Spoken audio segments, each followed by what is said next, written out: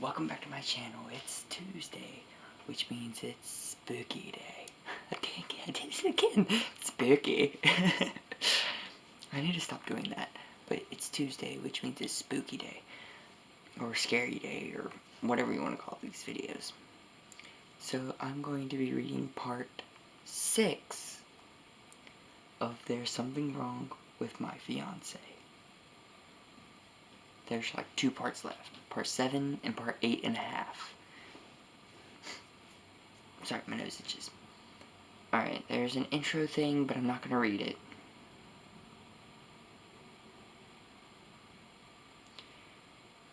it. Again, I'll leave a link to the story down below. And,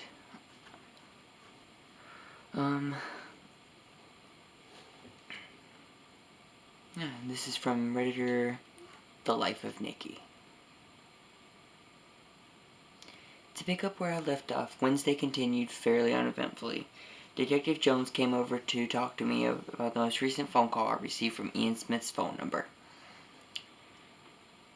I can tell from the look in his eyes that he's getting sick of this case. Nothing makes sense, and no one really knows where to go from here.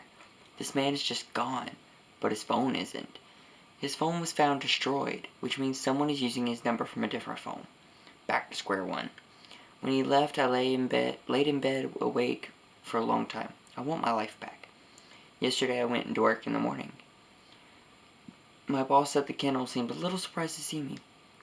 She gave me a pretty light day training a new girl that we are hiring to help out over the summer. Let me tell you, it isn't very hard to show someone how to fill water bowls and organize food when every dog literally comes with their own supplies.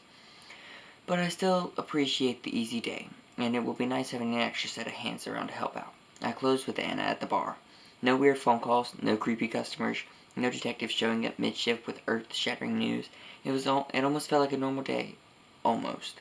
Except for the Cadillac DeVille coupe parked in the back of the lot when we left at the end of the night. I got her home around 1 a.m. to find Detective Jones waiting by my door. He looked incredibly grim and serious. I asked him if everything was okay, and he simply asked to come inside and speak with me. I jokingly asked if I was under arrest, and he said no. But there were some important things that needed to be discussed. Inside, he proceeded to ask me about my whereabouts and activities between Thursday, March 8th and Sunday, March 11th, the weekend that Mark didn't come home. I told him that Thursday I had worked my shift at the kennel, followed by a night shift at the bar. Friday, I worked a mid-shift at the bar, got off around 7, came home and wound up fighting with Mark until he left for a shift at the hospital. Saturday, I worked my double, came home to find Mark gone and the house a wreck. Sunday, I had the day off, but I went grocery shopping. Let me refer you to part 1 of this saga. He asked if I had any proof of any of this, so I got my little accordion organizer out of my purse. I keep all my pay stubs, punch in and punch out slips, receipts from stores and gas stations.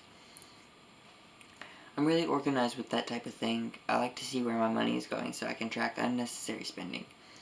That seemed to be good enough for Detective Jones, but he did ask to take the file and make a copy, just for the investigation record. Next, he asked me a harder question. Where had Mark been that weekend? I told him that he had worked Thursday, Friday, and Sunday, but that he had not come home while I had been there between Friday and Monday, and that he never really told me much about what had been going on. He asked when I had last heard from Mark.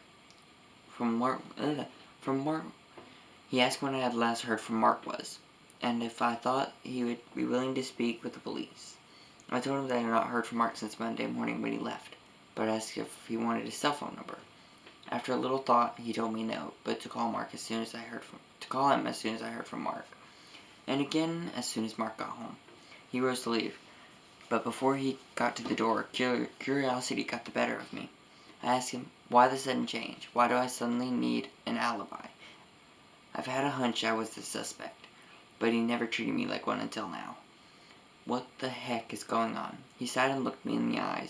I'll never forget the words he said next. Off the record. We did an autopsy on the burned victim we found in the woods. He's been identified as Detective Ian Smith. We are investigating, but between me and you, be careful. This looks like a very personal crime to me, and he did have your picture in his pocket. Call me if anything, and I mean anything, happens. I didn't sleep much last night, despite the undercover officer I saw parked out front when I went out to have a midnight cigarette. Today I did the last thing any of you probably, God, I cannot talk, would probably want me to do. Today I pulled that black business card out of my purse and called Sam. I'm going to call him Sam Samael or something. I am desperate. I am lost. I am confused. I am at my wit's end. If he knows anything about where Mark was that weekend, well, at least it will at least be a start. We met at a coffee shop in the next town over, just to be safe. When I arrived, he looked every bit the calm, cool, and collected man he was the last time we spoke, suit and all.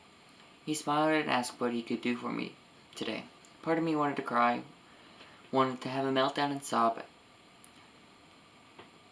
out every last detail of the nightmare I have been living for the past 2 weeks, but I didn't. Instead, I looked at him and very calmly stated that I needed to know everything he knew about where Mark had been the weekend of the night. He laughed. I'm sorry, my dear, but I'm afraid I can't tell you that. You see, my associates and those we work with, such as Mark, tend to prefer a certain level of privacy. If I could tell you, I would, but you see, I'm under contract. What can you tell me, then? I asked, trying to keep the tremble out of my voice. Sam thought for a second before responding.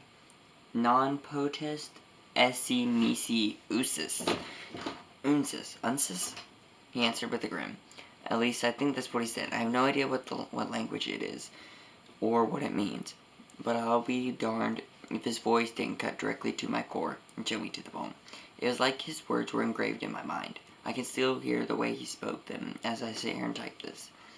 I asked him what it meant. The universe doesn't like to share, Nikki. Sometimes you have to make your own luck. Nothing is coincidental. Not in this life. I don't understand. He leaned forward and spoke in a hushed tone with a gleam in his eye. Remember what I told you when we last spoke, Nikki?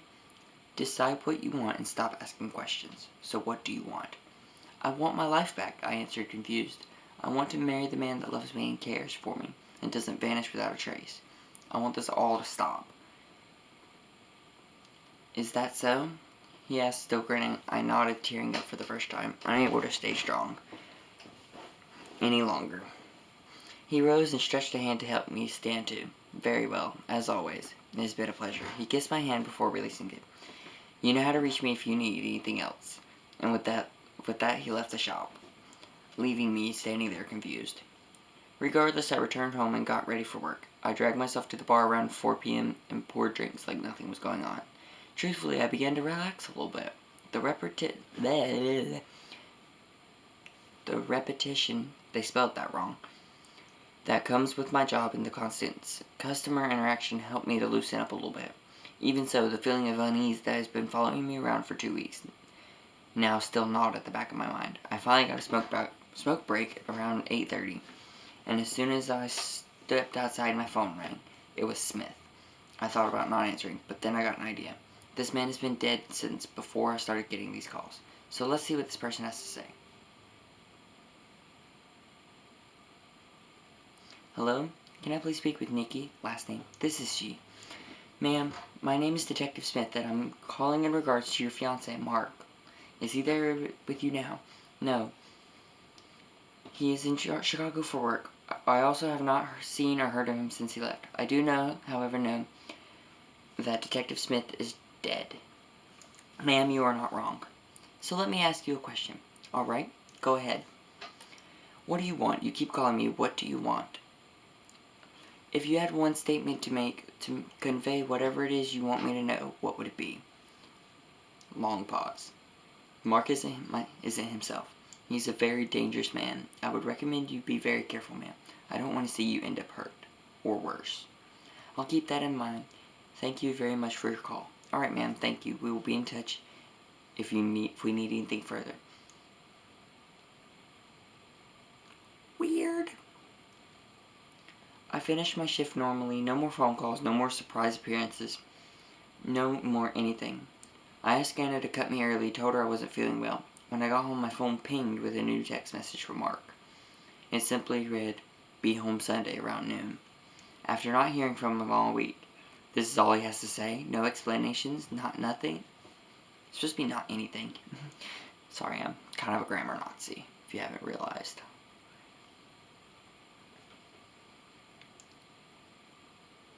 where was I?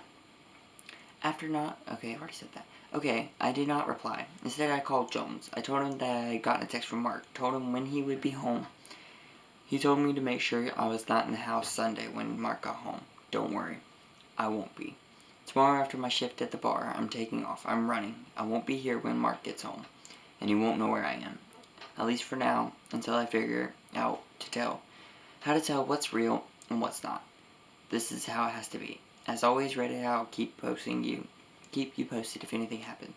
Right now, I have some backs to back. Until next time, Nikki. And that does it for part 6 of There's Something Wrong with My Fiance. I don't know what's going on. I mean, who is Mark? I'm honestly kind of starting to get confused with this story. Like, if Mark is not himself, then who is he? And who is this Detective Smith character? I mean, he's supposed to be a dead man. I'm not sure. But maybe we'll find out in the next edition. If you enjoyed this video, please give me a thumbs up so I know. Crap. Yes, you just heard my phone die. It just fell on the floor. Yeah, I'm gonna keep that in the video. But anyway, if you enjoyed this video, please give me a thumbs up so I know. As usual, my links are all in the description.